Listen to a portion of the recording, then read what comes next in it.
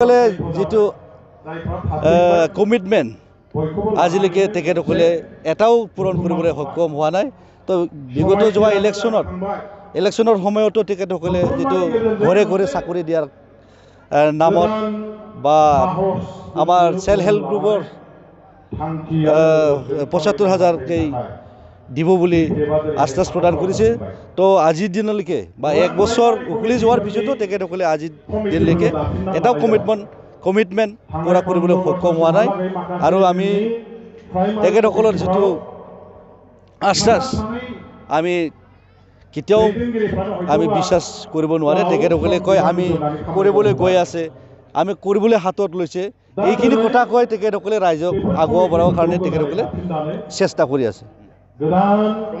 তো ছবি কয় আমি অকল আমাৰ বিপিএফ ৰাজনৈতিক দলৰ মানুহ যদি কয় তেতিয়া বেলেগ কথা। ৰাজনৈতিক ভাষা দি তেখেতসকলে অপজিশ্যন হিচাপে তেখেতসকলে কৈছে বুলি আমাক ক'ব পাৰে, কিন্তু আমাৰ এইখন অঞ্চলৰ বিটিচিৰ অঞ্চলখনৰ ৰাইজে ছবি কৈ আছে প্ৰমোদ বড়োৰ নেতৃত্ব, আমাৰ হাগ্ৰামা ছাৰৰ নেতৃত্ব বহুত গুণ বেছি ভাল আছিল বুলি আমাৰ নৱচৰণীয়া ডাঙৰে অলৰেডি কৈ গৈছে।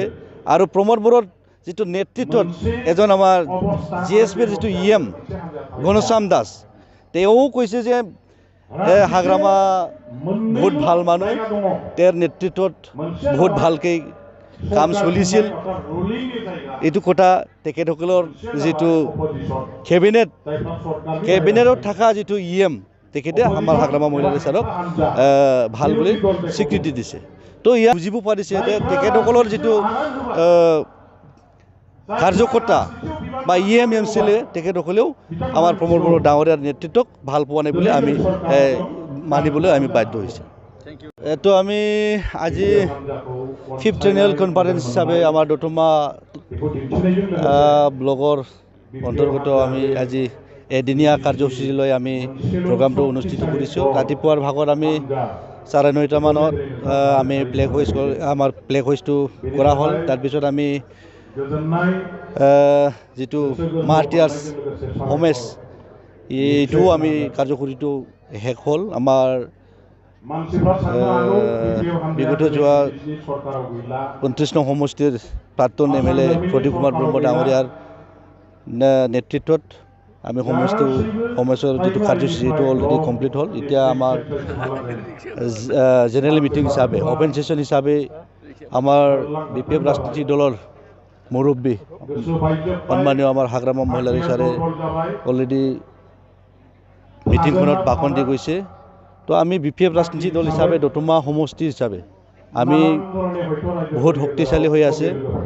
বিগত যোৱা 2000 ইলেকশ্যনৰ পিছতো বা আমি গভৰ্ণমেণ্টত নাথাকা সত্ত্বেও আমি বিপিএফ ৰাজনৈতিক দল হিচাপে ইয়াত সক্ৰিয় হিচাপে আমি কাম কৰিবলৈ আমি সক্ষম হৈছে। আৰু আহি থকা দিনতো নিশ্চয় আমি বিপিএফ ৰাজনৈতিক দল হিচাপে আমাৰ দতমা বা এইখন অঞ্চল বা বিটিচি অঞ্চলখনৰ পৰা আমি পুনৰ উদ্ধাৰ বা আমি বিপিএফ ৰাজনৈতিক দল হিচাপে ক্ষমতাত অহাটো নিশ্চয় খাটাং।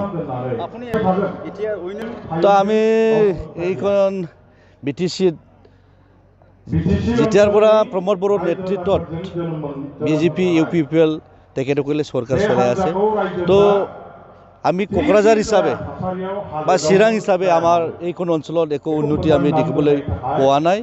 তো যোৱা আমাৰ বিপিএফ ৰাজনীতি দলৰ নেতৃত্বত বা হাগ্ৰামা ছাৰৰ নেতৃত্বত যি কামবোৰ আধৰুৱা হৈ আছিলে এইখিনি কামে আমাৰ আজিৰ চৰকাৰ বা প্ৰমোদ বড়োৰ নেতৃত্বৰ চৰকাৰ EM সকলে আজিৰ দিনত উদ্বোধন কৰি আছে। তো আজি নতুনকৈ তেখেতসকলে আজি এইখন অঞ্চলত একো কাম আমি কৰা দেখিবলৈ পোৱা নাই। তো আমি আশা কৰিছিলোঁ যেটো পৰিৱৰ্তন বুলি তেখেতসকলে শ্লোগানটো গাইছিল। তো তেনেকুৱা আমি বা আমাৰ এই অঞ্চলত বা বিটিচি অঞ্চলবাসী হিচাপে তেখেতসকলৰ যেটো পৰিৱৰ্তনৰ শ্লোগান এইটো পাৰ্থক্য আছে বুলি মই ভাবোঁ।